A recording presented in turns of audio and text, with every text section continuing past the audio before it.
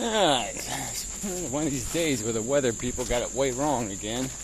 But anyway, I'll have to deal with it, being less than charming.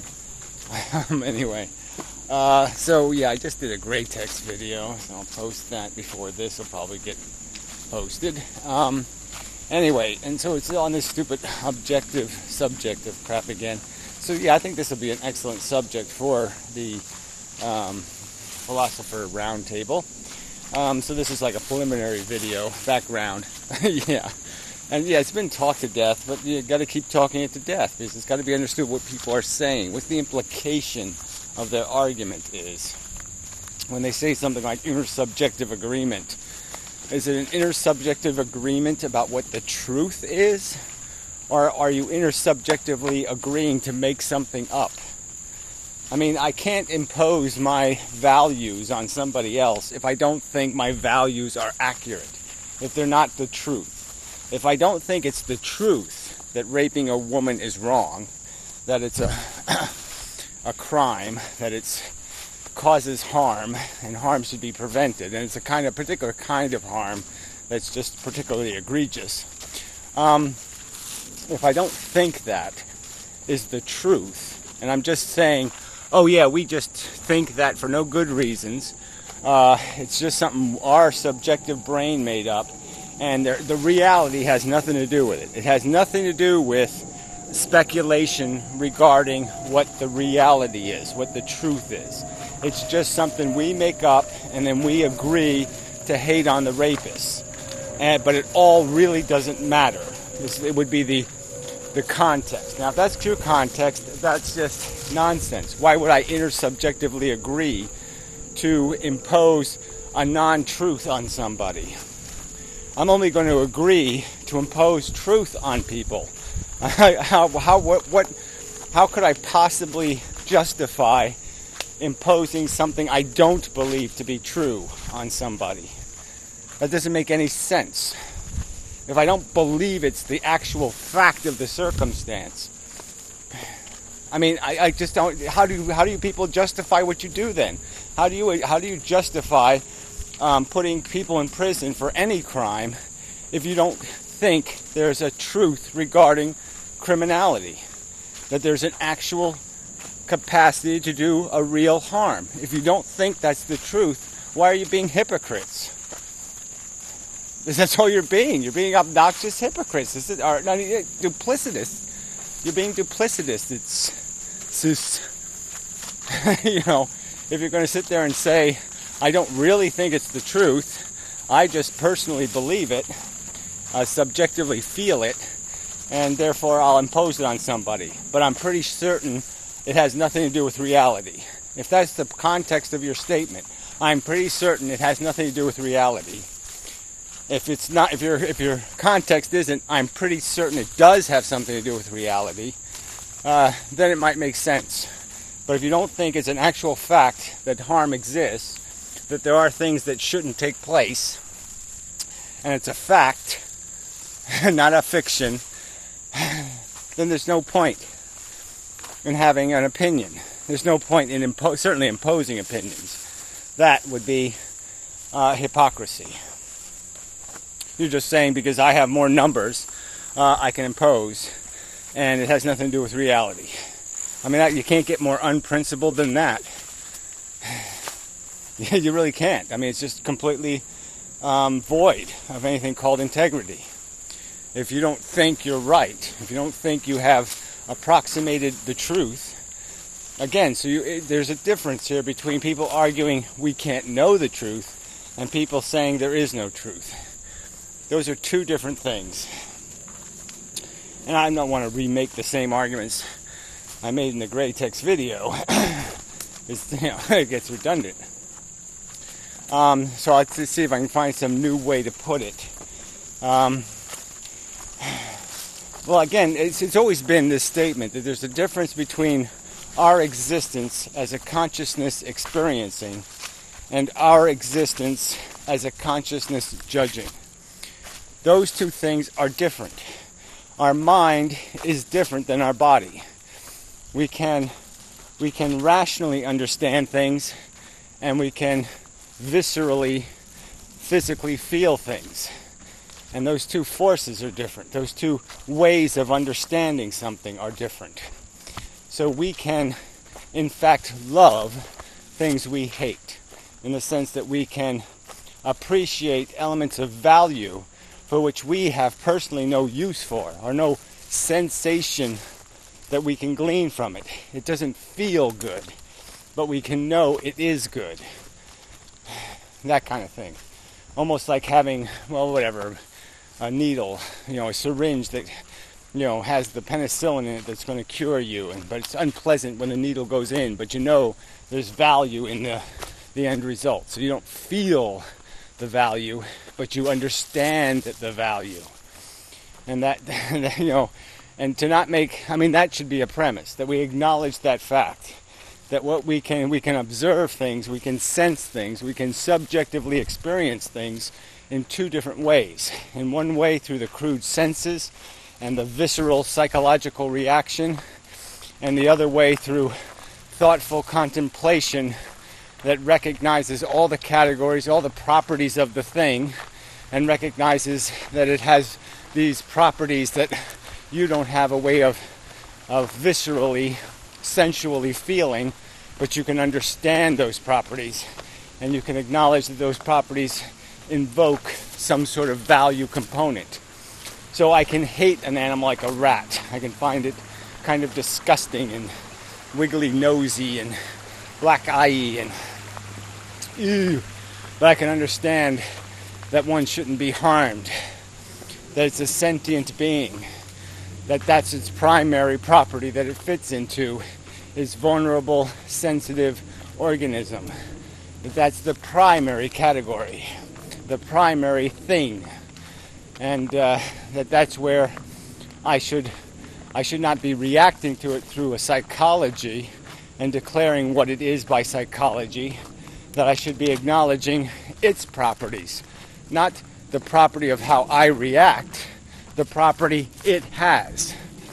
So that's the understanding here, is that we're trying to discern the properties of the thing, not what we have declared its properties to be. Just as I would argue, as I did in the Great Text, I'm going back to math again, that mathematics remains in the universe, even if no one's around to acknowledge its existence. The relationships still exist. And so all that people who are claiming objective value are saying is that through their personal experience, they gain knowledge of what it is to be sentient and conscious, just as a property, the property of sensation. That sensations come in two major categories.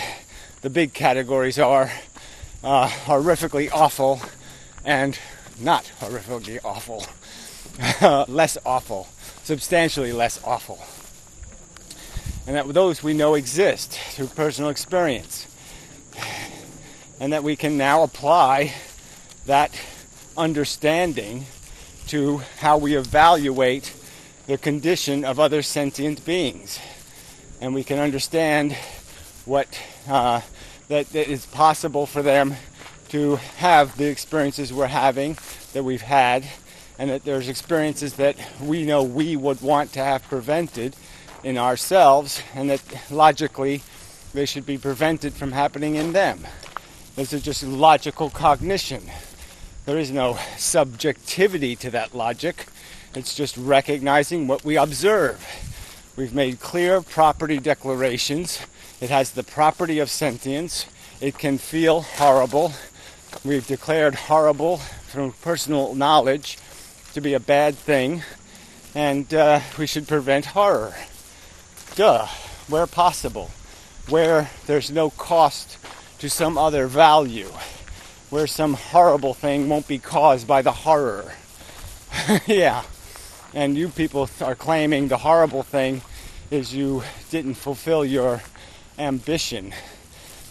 Yeah, you know, and that's where you fall off the value boat. But anyway, I won't get into that because that's the more further down the value line. But just recognizing the fact that we're talking about properties things have, not properties of your opinion of what the thing has.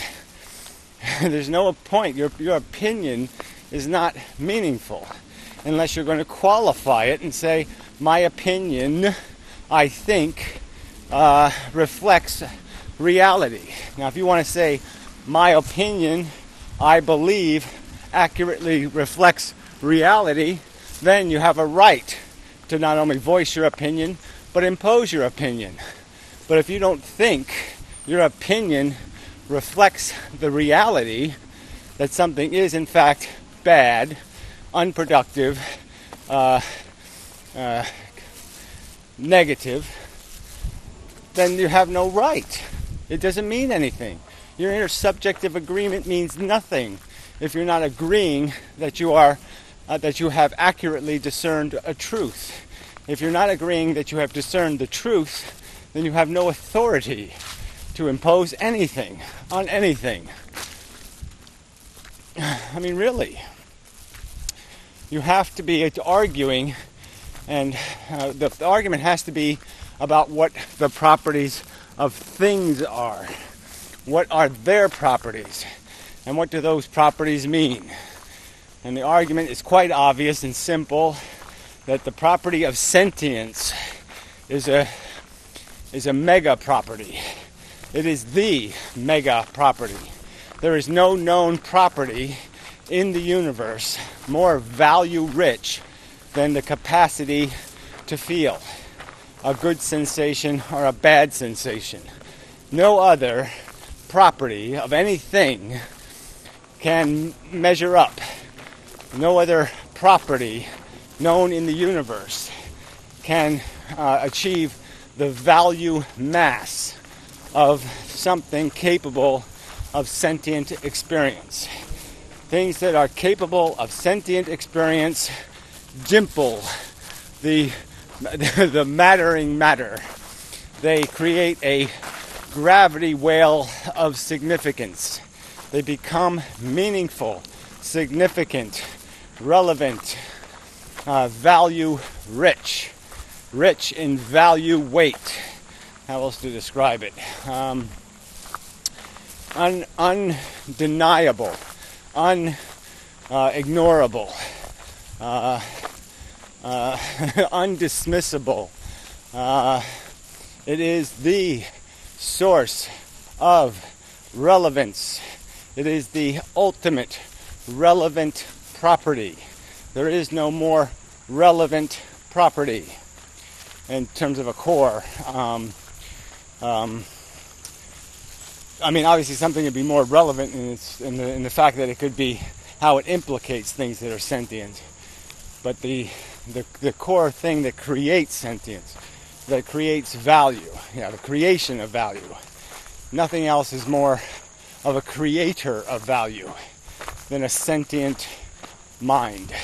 The existence of a sentient mind creates value in the universe. It can't exist without the existence. There has to be a victim before there can be a crime. There has to be a receiver before there can be a gift. However you want to acknowledge it, it has to exist. It has to exist before there is any plus or minus value in the universe. The universe can't contrive value unless it has a sentient to impact. If no sentient is impacted, there is no value. As soon as a sentient exists, the universe is on the value clock. The value clock starts ticking. If the sentience is in perpetual torment, the value clock is ticking red numbers. If the sentient is in perpetual bliss, the value clock is ticking neutral numbers. Yeah, it's not doing any harm anyway. They're not red. Yeah. So, yeah. So it probably is a subject worth trying to pick at some more in a in a forum of conversation that is ultimately where there is an attempt to gravitate to solution. And it's at least, at minimum, clear declaration of where the disagreement lies. I fundamentally disagree with you if you think you have a value, you're making value statements you don't think are accurately describing the truth. If you don't think there's any truth of value, then realistically, shut the fuck up. I mean, it doesn't matter. You've just declared it irrelevant by saying you're not describing reality. You're just describing some crap in your head.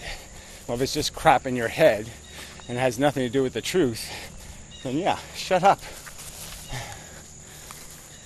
Evil little monsters. Yeah, I don't really like you very much, you know. Yeah, it's all those ticks, you know. Yeah, and you eat all my plants. Every one of them. Garden State, you know. You should move to like Fukushima. I hate them damn animals. But I would cause them no personal harm. Just cork up their vaginas. Anyway. Ugh. A little depressing. This monster showed up. Evil. So anyway, pool's looking semi-lovely. Blah, blah, blah, blah, blah. Did some repair over there. Gotta do some more repair over there. And such. Until next time. And such. And such.